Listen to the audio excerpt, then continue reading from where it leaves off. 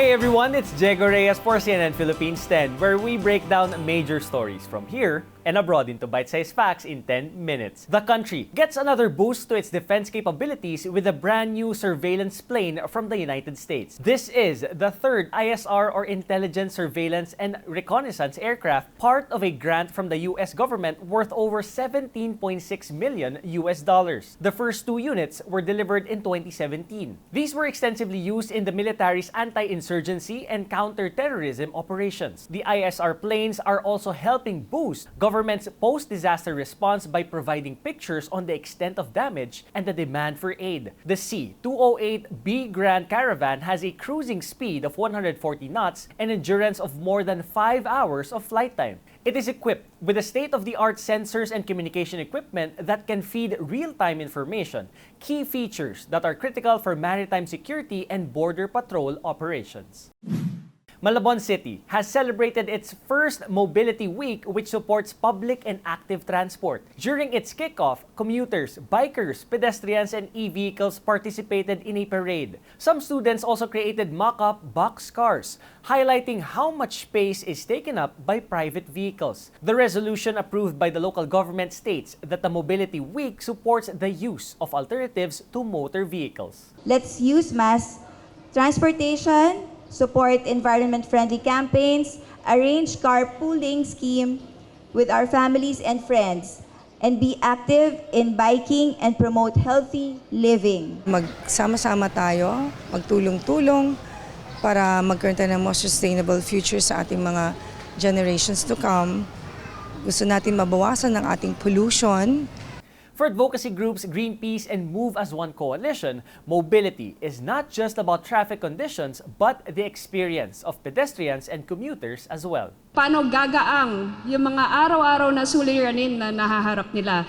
Paano mapapabuti yung kanilang buhay para mas marami silang oras para sa kanilang pamilya? Hindi naman kailangan magkaroon ng sariling kotse o sumakay ng kotse para magkaroon ng maayos at maginhawa na biyahe. Hindi naging madali ang pagkaroon ng priority para sa maayos na public at active transport infrastructure, tulad ng mga maayos na bangketa at maayos na bike lanes.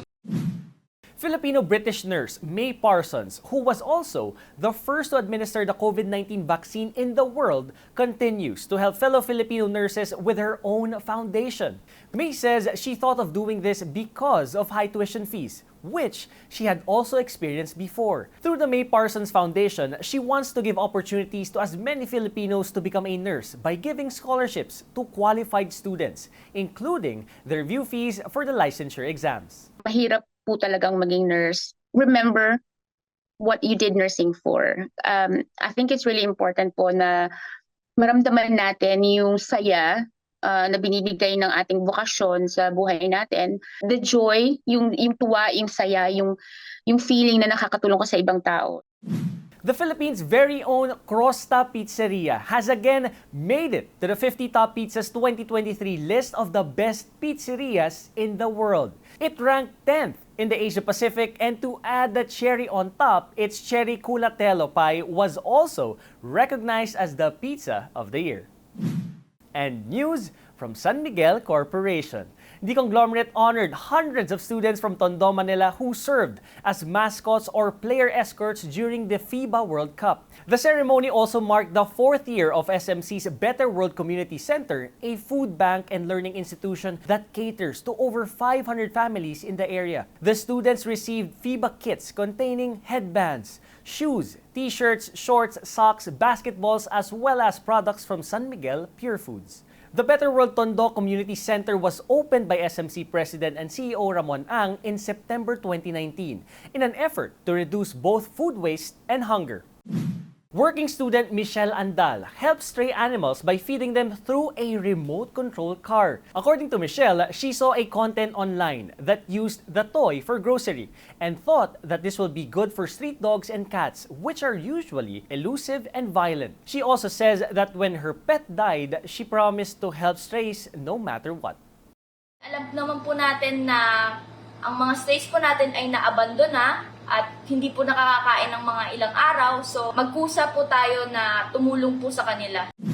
22-year-old Eno Pamaran has proved that not getting what you want is not a rejection, but a redirection. In 2019, Eno went viral for holding a signage at the University of the Philippines Diliman campus bearing the words, "Reconsider me." It was his lifelong dream to be an isko, but didn't pass the entrance exam. He then studied at the Pamantasan ng Lungsod ng Maynila and is now a graduate of Business Administration as magna cum laude. Even though he failed, Eno says he was never discouraged. A message I would have for those that's been let down by setbacks and challenges. There's always another dream that can be found. There's always a tomorrow to keep going for your dreams. Skin modifications like tattoos, body piercings, and bleaching have grown increasingly popular in the past few years, but they have potential impact for our skin's health. Let's uncover the must-known facts and potential risks on this. Well, not everyone would like to have one, but should you want to have a tattoo, why not? Diba? So, majority of people wants to get that as a form of symbolism because they try to showcase a certain experience or aspect of themselves that they cannot usually present to other people. So, they're going to put it in their body as a showcase of what they are. But that doesn't necessarily mean that tattooing would need to have meanings. Some tattoo don't have quite some meaning. They just want to have it because, say, some people would like to emotionally process certain aspect of their life or certain experience. So they'd like to immortalize that kind of experience by putting it in their body. You know, Doc Freddy, sometimes it's quite ironic, ano? The meaninglessness of the image gives the meaning in itself. So that's why people don't need to have certain reason or meaning to put a tattoo in their body. So for as long as it is something that would help them self-express, that would give them sense of happiness, satisfaction, and, you know, would increase their sense of self-esteem, you can have your tattoo. We used to see in the films that people who are in jail gets the tattoo, etc., etc. Perhaps the reason behind that is to, just like what I mentioned earlier, to process those emotional dealings that they have inside, okay, to externalize those that are within by putting the tattoos. Wonderland Music and Arts Festival has announced its first roster of artists for 2024. American singer-songwriter Jack Johnson is the first headliner of Wonderland 2024. He will be joined by Parcels, Novo Amor, and Grant Perez. Homegrown talents Ena Mori, Bird, Party Pace, and Paolo Sandejas will also join the festival. Next year's festival theme is Wonderland Neighborhood. It will be held on March 9 and 10 at the Philinvest City Events Grounds in Alabang, Muntinlupa City. Exciting news for fans waiting for the series adaptation of Percy Jackson and the Olympians, as Disney Plus unveils a fresh sneak peek of the upcoming show.